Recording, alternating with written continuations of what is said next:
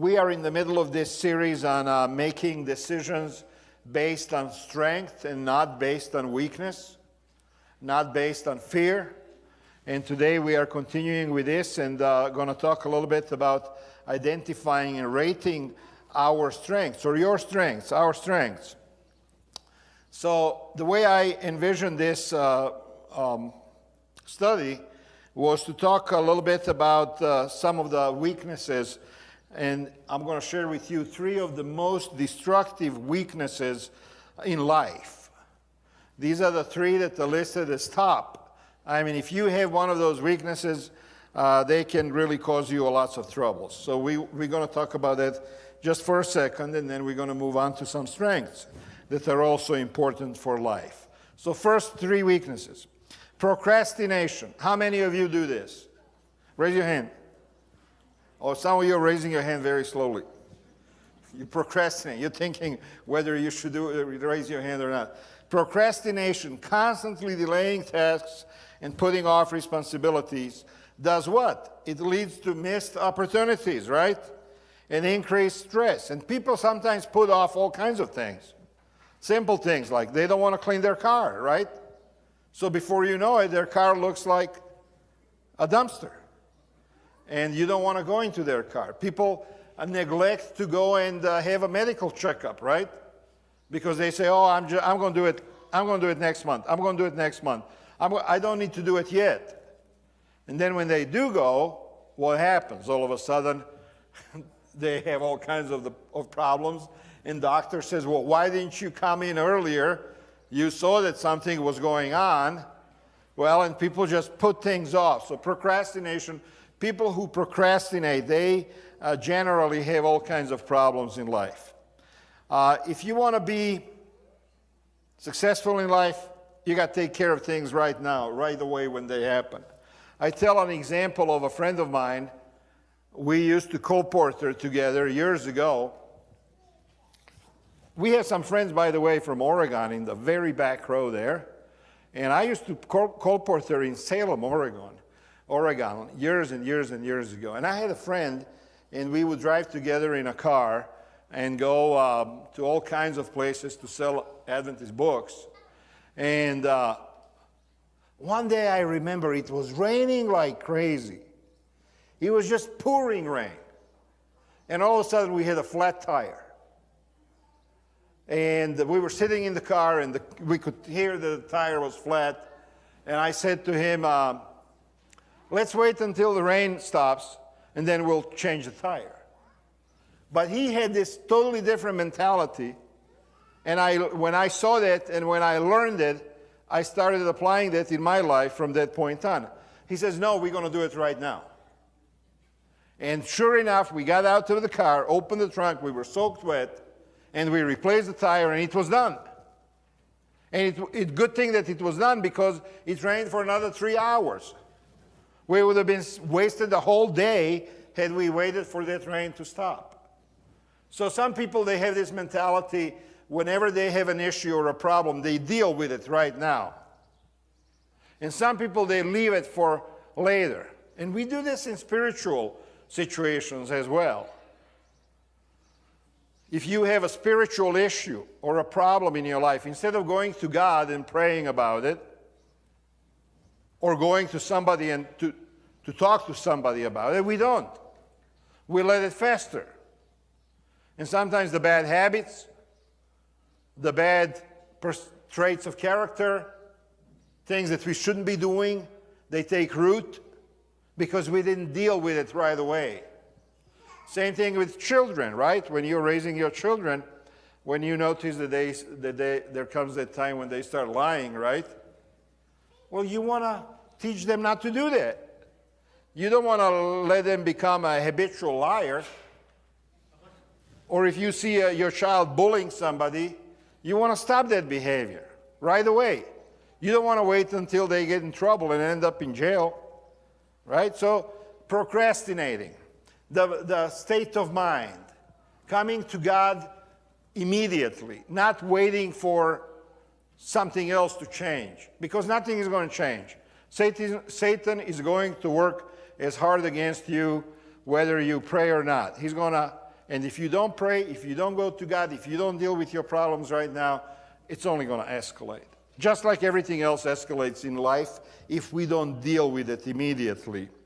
Procrastination often results in poor performance, unmet deadlines, and a cycle of last-minute work that affects the quality of outcomes. People wait, and then they do it, and then they do it poorly. And they had all kinds of times to do it. When you were in school, you had times to do your homework, right? To write a beautiful paper. But you wait until the last minute. And then whatever you put together, it's no good, it's garbage. Because you were in a hurry, you know. So procrastination, all of the experts tell us, this is one of the most significant weaknesses that one can acquire. Number 2, lack of self-confidence, doubting oneself and having low self-esteem. It prevents a person from taking risks and from pursuing opportunities. And a lot of people have a lack of self-confidence. They're afraid. In other words, again, making a decision from the position of fear, not from the position of strength. Oh, I don't think I can do this. It's above my pay grade. It's above my abilities. I don't think I can achieve this. I don't think I can get a better job. I don't think I can get this degree finished. I don't think I can find the right person to get married to. I don't think, and this is the language that people use who have a lack of self-confidence. They're afraid that things are not going to work out. They're afraid that they're going to fall apart somehow. And self-confidence, the only way to gain it is by doing it. Is actually by doing it. I'm riding my bicycle, and at my age, I'm trying to be careful, right? And I see this really steep hill on grass, you know, and I'm thinking, I see all of these other people going down there, and I'm thinking, I got to do this. You know, I should do this. And then I start, but then I stop because I'm scared that I'm going to go too fast. But then one time I just said, okay, I'm just going to go. And then now I can go 100 times. It's not an issue anymore because I did it once. The only way to acquire self-confidence is to overcome, is to get into it, is to do it on a spiritual level in the same way. People don't have the confidence that God loves them. People don't have the confidence that God cares for them. People think that God is just judging them. People are afraid of God. They don't realize that Jesus loves them. And as a result, they have a poor spiritual experience. Number 3, poor emotional control. Inability to manage emotions. You know people like that, right? They just get angry all of a sudden. They can't control their emotions. Anger, frustration, anxiety. And all of this, if you cannot control it, it leads to impulsive decisions.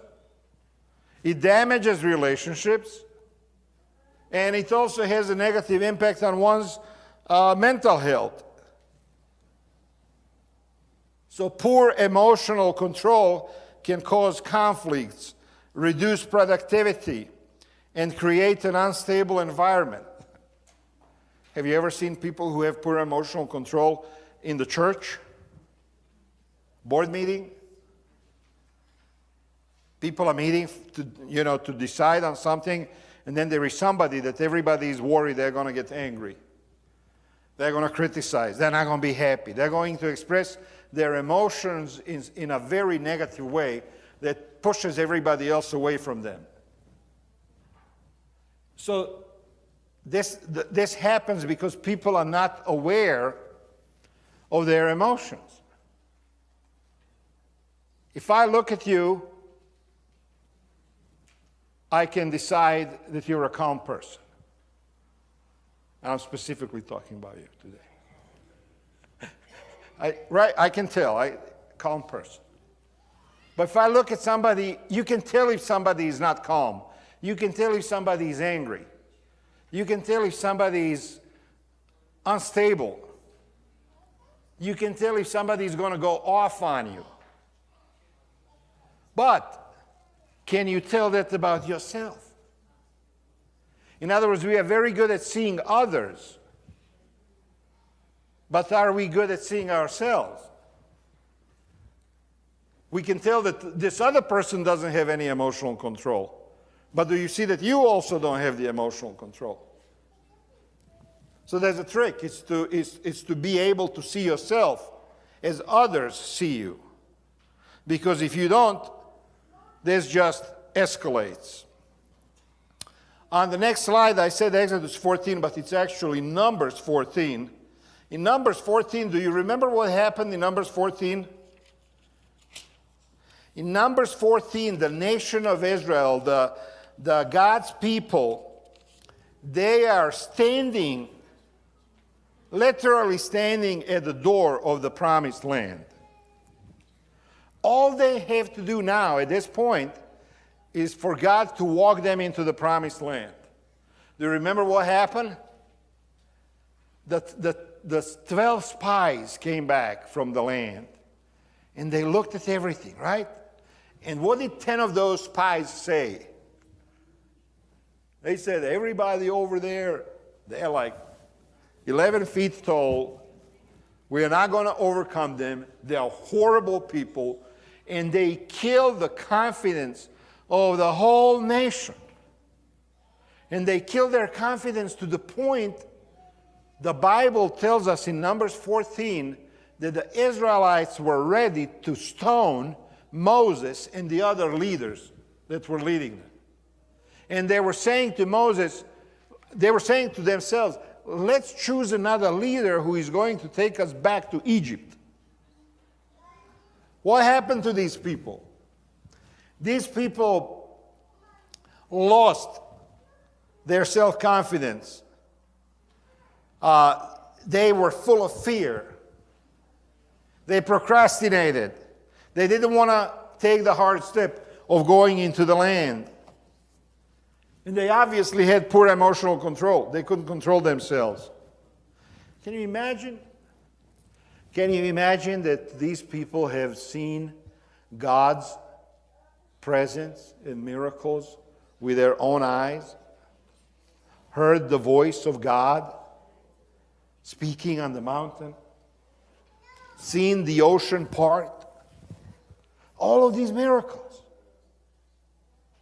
And they are acting out of fear. They were supposed to do something great. They were supposed to inherit the land of milk and honey. And they have God with them. And they're scared. I want you to think about your own life. I want you to think about your own land of milk and honey. I want you to think about what it is that you want and wanted in your life. And whether or not you achieved it or whether you were held back by fear, like these people were. They were held back by fear. Look at what God says to them. How long will these people treat me with contempt? That's what God told Moses. How long will they refuse to believe in me, in spite of all of the things I have performed among them? And then God went on and told Moses, I am going to destroy every one of them, and I'm going to raise another nation from you. Because these people, all they have is contempt for me. On a spiritual level, this is what it looks like when a person is acting out of fear and not strength. Knowing that you have God in your corner and still being fearful, still being scared.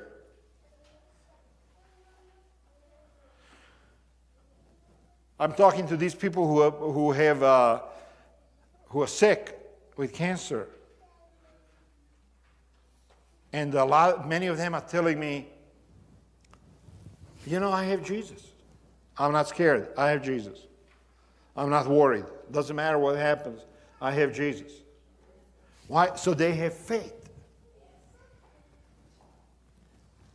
Now let's look for a minute at the strengths. 4 most important strengths in life. Number 1, resilience. The ability to bounce back from setbacks. Persisting in the face of adversity is crucial. How many of us here in this room have had setbacks? Where life didn't go the way we wanted it to go.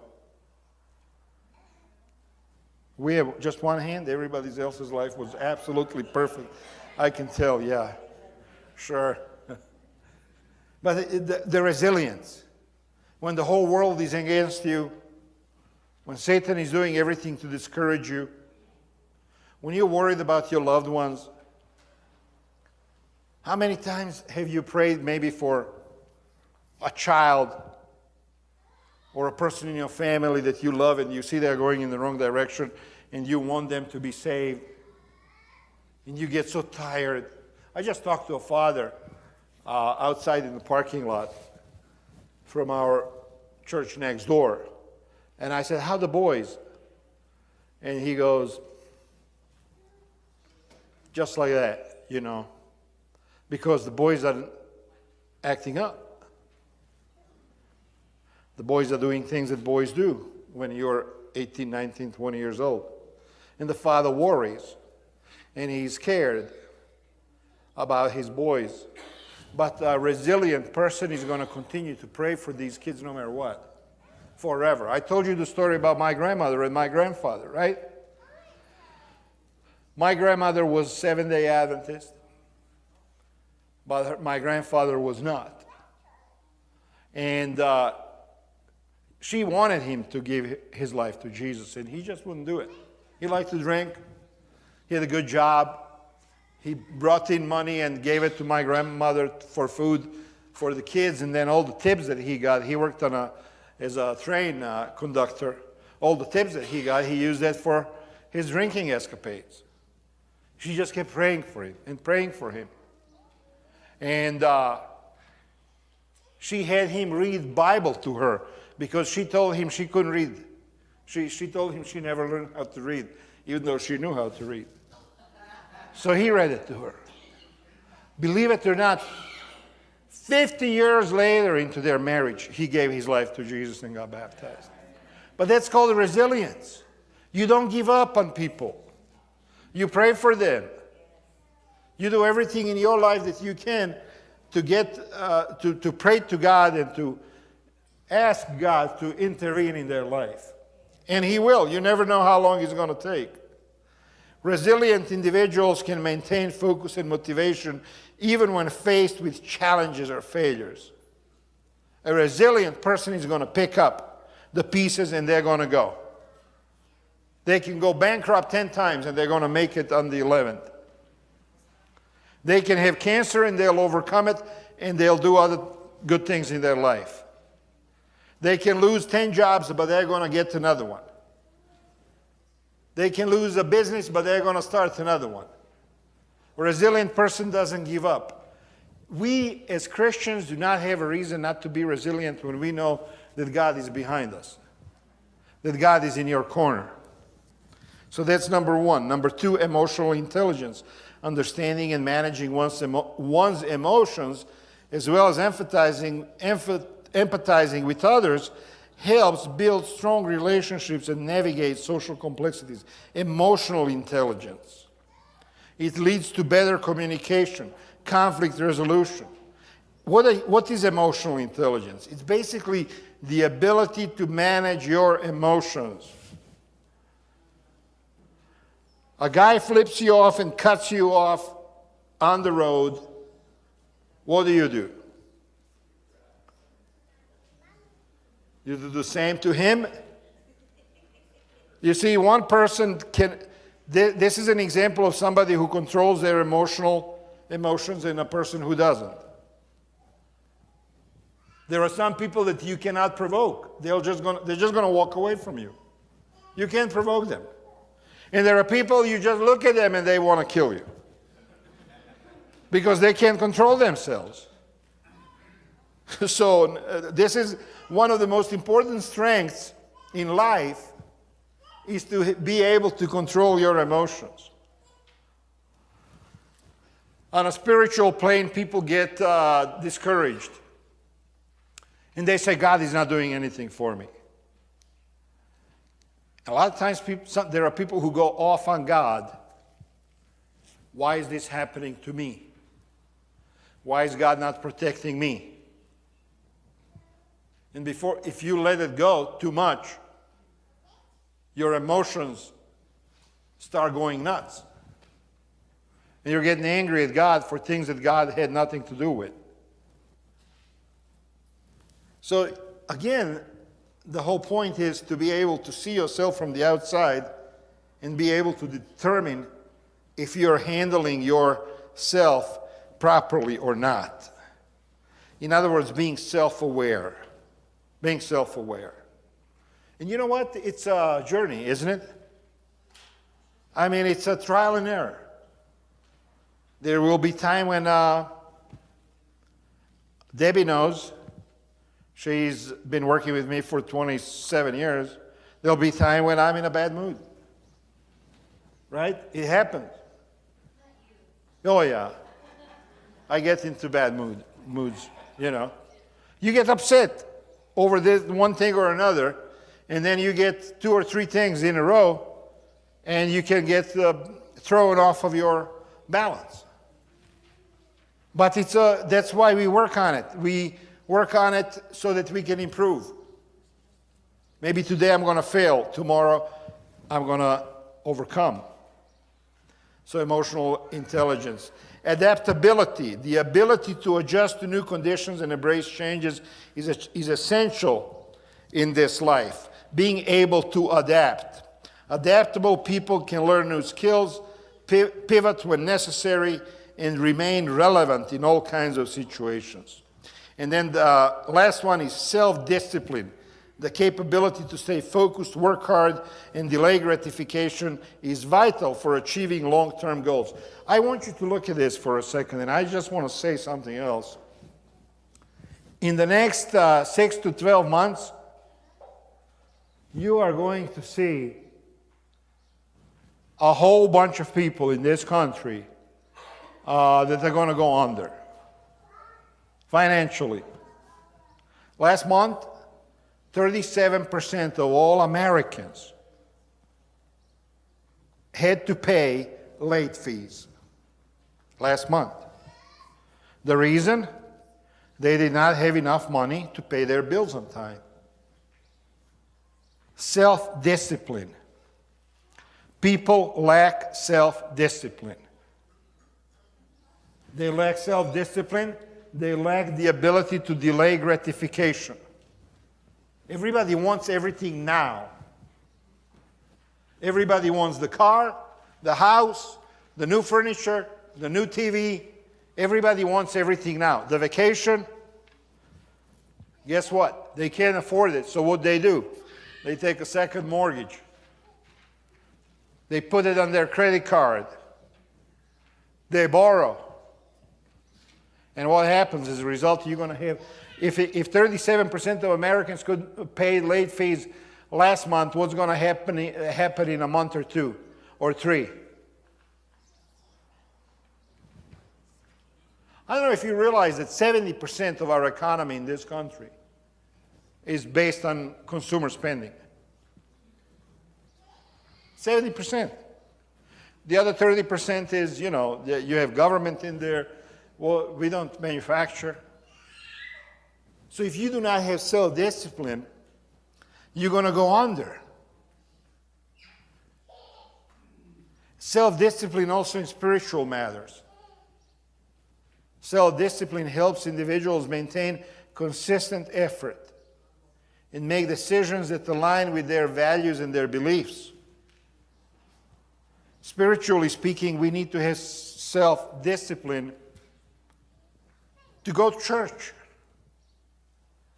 Look at how many people don't go to church anymore. Why? They just get busy with stuff. There is funner stuff to do than church. Not for me. I love this. I have a lot of fun in the church. I really enjoy church. Even when I was not a pastor, when I was a young person, I always loved coming to church. But you know, people find other things to do. And let me tell you, if you lose the habit of coming to church, it's almost impossible to come back later. I know people who say, well, you know, my kids, soccer, swimming, this, that, you know, Sabbath morning, can't do it. And I'm saying to them, every one of them, I'm going frank and honest and brutally honest, and I say, those kids are not going to come back to church. Oh, no, we're going to be back. Say, no, they're not going to be back. The history and the statistics have shown that when you create other habits on Saturday, on Sabbath, they're not going to come back. It happens to adults too. Oh, I got to stay home and fix my car. Well, fix your car on Sunday, buddy. Or I have an emergency. And then next Sabbath, it's another emergency. So you don't have the self-discipline to come to church. You don't have self-discipline to sit down and pray with your family every morning, to study, to open the Word of God. You are going to degenerate, to just destroy your spiritual life.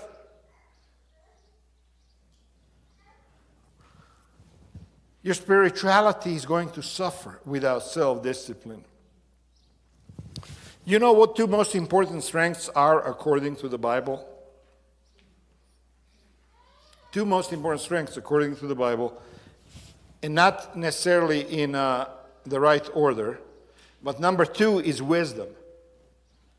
Did you know that according to the Bible, the number two most important strength in life is wisdom?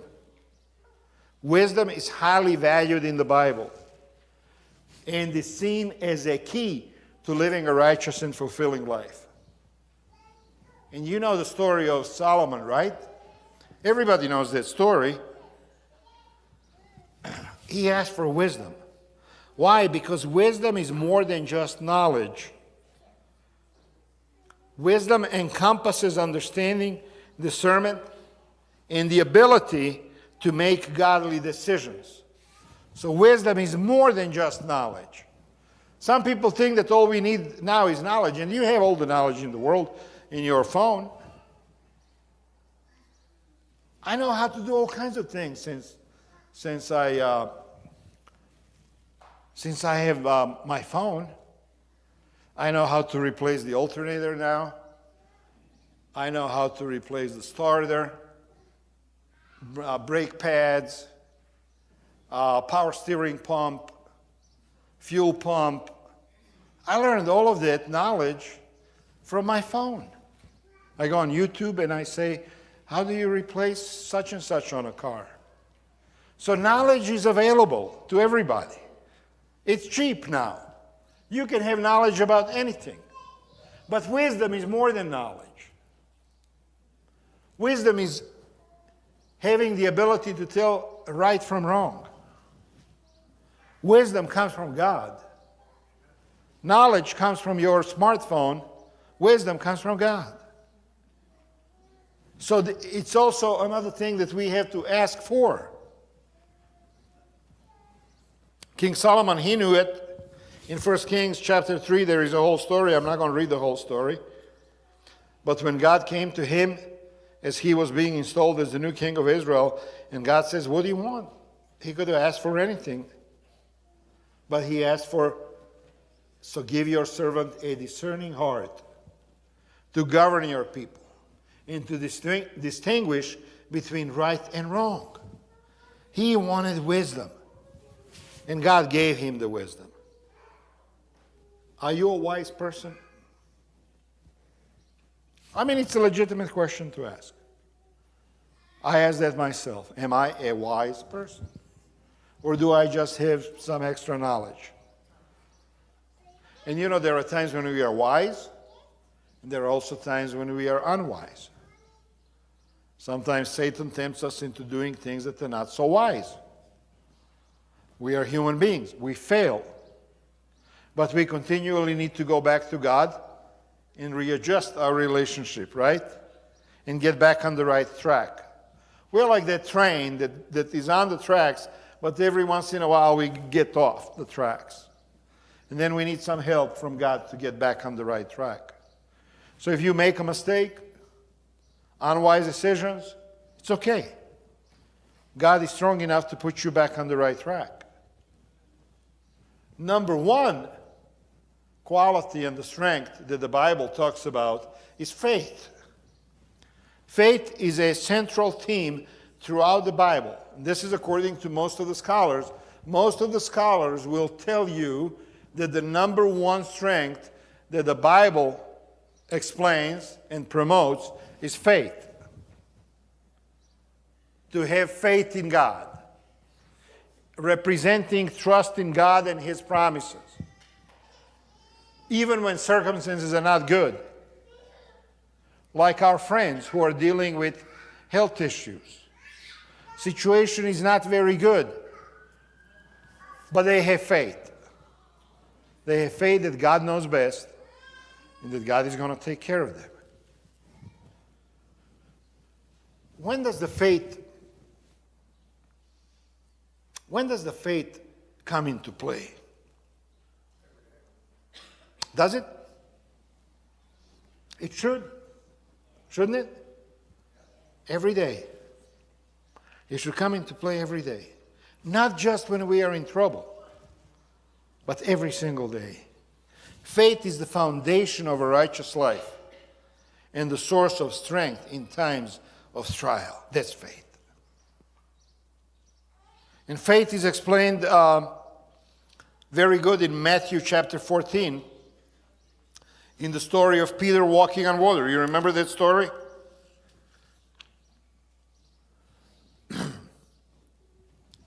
Let's see, verse 22. By the way, this is a fantastic chapter for you to read, chapter 14, when you get the chance.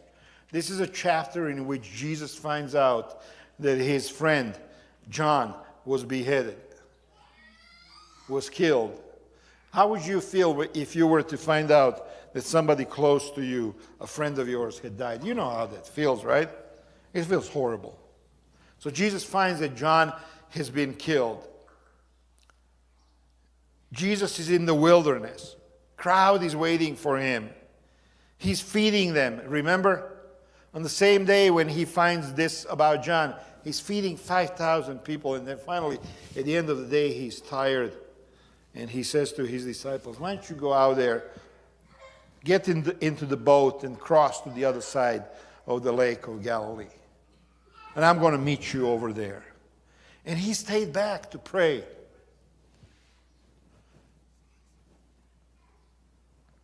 Because he needed to recharge. It was too much.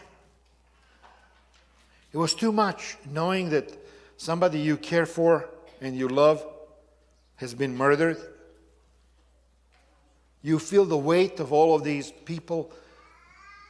You know, when it says 5,000, that was 5,000 men. The estimates are that there were 20,000 people in that group that Jesus fed. You feel the burden, overwhelming burden of the needs of these people. They're hungry. They're tired. They're like sheep without a shepherd. And Jesus' heart was just heavy. And he needed to get back to the charger and plug in and get power from God to refill himself with the Holy Spirit so that he could continue another day. And you know, as he's praying up on that mountain, he hears the wind blowing. And he looks down and the sea has turned into a chaos. Waves and foam. And the ocean is just raging. And his disciples that he was supposed to meet on the other side, they're in trouble in that boat.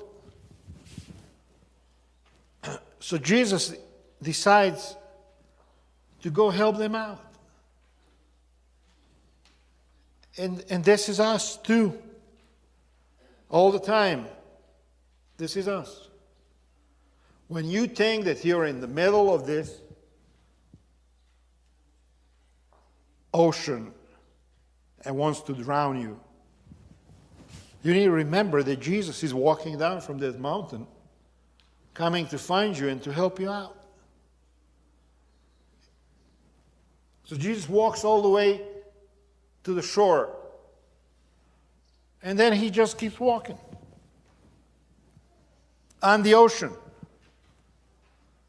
He keeps walking straight to them. He doesn't stop. He's not concerned about the waves or the wind or the depth of the lake. Doesn't matter.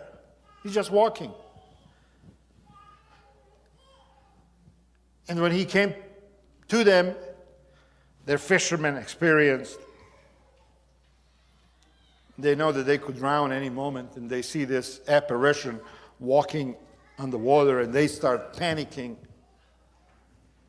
freaking out, as we would say today. But Jesus immediately spoke to them, reassuring them, "Don't be afraid," he said. And Peter called to him and said, "Sir, if it is really you, tell me to come over to you walking on the water." And Jesus says, "All right, come on." And you know the rest of the story. Peter walked on water. Literally walked on water until what? Until he made a decision that was based on fear.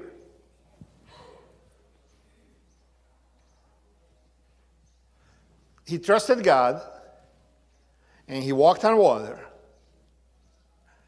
This is our experience too, remember. It's our experience, because when you feel that everything is going just right, God is on your side, and you're walking on water, Satan is going to come in. He's going to try to put fear into your heart. And Peter makes a decision based on fear, and he sinks like a stone. And Jesus obviously grabbed him and didn't allow him to sink, and saved him and pulled him in. And to me, this is the example of faith that Peter had. Number one, according to all the biblical scholars, number one biblical strength is faith. I think there is one more, personally. I think faith is good, but Jesus is better. Jesus is super strength. You know what I mean? Jesus, if you have Jesus, that's the strength that trumps all the other strengths. If you have Jesus, you don't need to worry about all the other strengths. You don't need to worry about discipline and faithfulness and all of this other stuff if you have Jesus. Because if you have Jesus, all of this other stuff is going to be natural to you. And that's the question today for us. Do you have Jesus? This last picture is the 4th century drawing of Jesus from the catacombs of Rome. This is one of the earliest drawings of Jesus.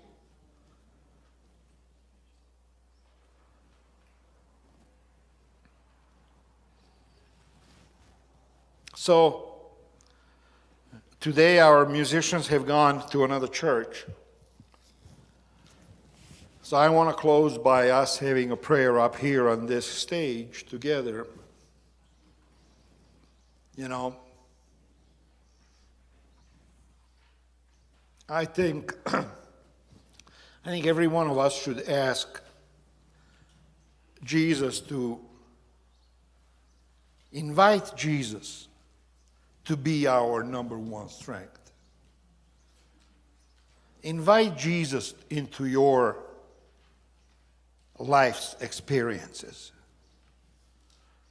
Invite Jesus to be a part of your family, in your thinking, in your reasoning, in your decision making, in every aspect of your life. Why don't we do that together? Why don't we just invite Jesus to come in and replace our fears and hesitations and weaknesses and sins? Just leave all of that stuff in His hands. And just know that He is our God and that He is our helper. And He will walk on water for us if need be.